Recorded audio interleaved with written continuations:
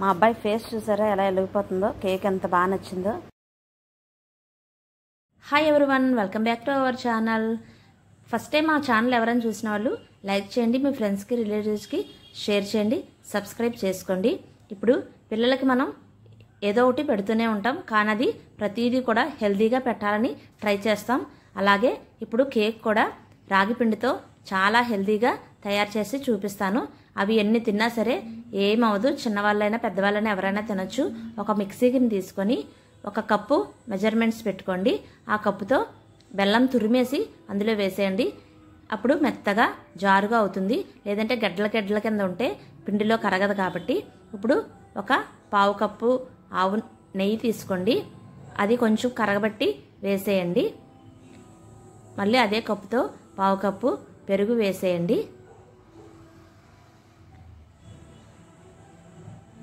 ఒక కప్పు రాగి పిండి కూడా వేసేయండి. మొత్తం అంతా మనం మిక్సీలోనే కలిపేసుకొని డైరెక్ట్గా కేక్కి రెడీ చేసేసుకోవచ్చు. ఒక అర స్పూను బేకింగ్ పౌడర్ వేయండి. మన ఇంట్లో వాడుకుంటాం కదా బేకింగ్ సోడా, తినే సోడా, అది ఒక పావు టీ స్పూను వేయండి. కొంచెం చిటికుడు ఇలాచీ కూడా వేసుకోండి. కొంచెం చిటికుడు సాల్ట్ కూడా వేయండి. ఇప్పుడు ఒక పావు కప్పు పాలు పోసేయండి. అంటే మనం మిక్సీ చేసుకునేటప్పుడు కావాల్సి వచ్చినప్పుడు ఇంకొంచెం వేసుకోవచ్చు. ఇందులోనే 2 స్పూన్లు కోకో పౌడర్ కూడా వేసి మిక్సీ చేసేయండి.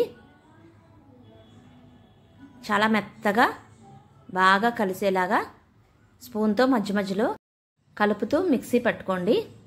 2 స్పూన్లు కోకో పౌడర్ కూడా వేసుకొని బాగా మెత్తగా మిక్సీ పట్టేయండి. ఇప్పుడు చక్కగా కలిసిపోయింది.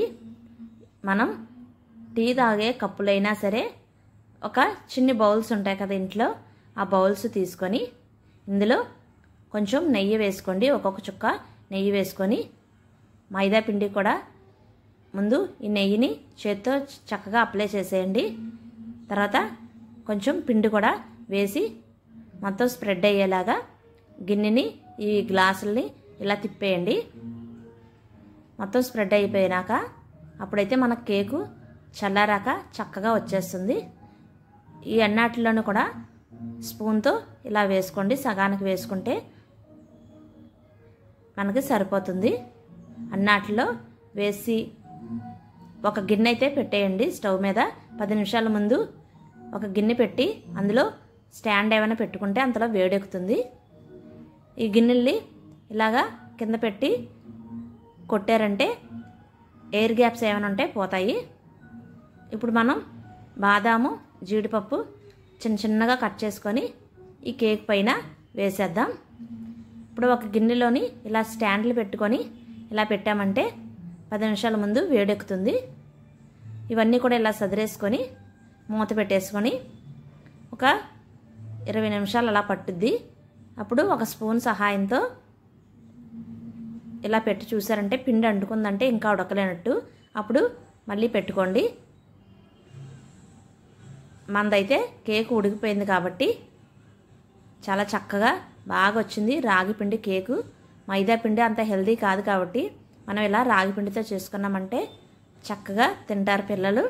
అలాగే ఇప్పుడు ఒక గిన్నెలో వాటర్ వేసుకొని ఇంకో గిన్నెలో చాక్లెట్ వేసుకొని, ఈ చాక్లెట్ కాంపోలు అమ్ముతారు కదా, అది నేను తెచ్చి ఇంట్లో ఉంచుకుంటాను పిల్లలకి ఇలా ఏమైనా చేసి పెట్టుకోవడానికి. ఇప్పుడు దీన్ని డబుల్ బాయిలింగ్లో వేడి చేసుకొని ఇందులో కొంచెం కాచి చల్లార్చిన పాలు వేసుకుంటే కొంచెం పలచగా ఉంటుంది, లేదంటే గట్టిగా ఉంటుంది. కాబట్టి మీరు దీని బదులు డైరీ మిల్క్నైనా సరే ఇలా డబుల్ బాయిలింగ్ మెథడ్లో వేడి చేసుకొని ఇలా కేక్ పైన వేసుకొని పిల్లలకి ఇచ్చారంటే చాలా ఇష్టంగా తింటారు. మనకు కూడా ఎంతో బాగా నచ్చుద్ది. ఎంతైనా సరే కేక్ తినాలనిపిస్తుంది. మా పిల్లలకైతే మాకు బాగా నచ్చింది.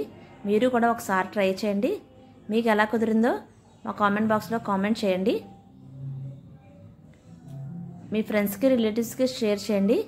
ఒక్క లైక్ చేయడం మాత్రం మర్చిపోవద్దు. ఇప్పుడు పిల్లలకి స్నాక్స్లోకి పెట్టడానికి కూడా మనకి ఈజీగా ఉంటుంది. ఇలా కప్పుల్లో పెట్టుకున్నారంటే టీ కప్పుల్లో అది అవి అలాగా స్నాక్స్ డబ్బాలో మనం పెట్టేసుకోవచ్చు. క్రీమ్ వేసుకుంటే కుదరదు కాబట్టి క్రీమ్ వేయకోకుండా స్నాక్స్ డబ్బాలో పెట్టేయండి. Thank you. సబ్స్క్రైబ్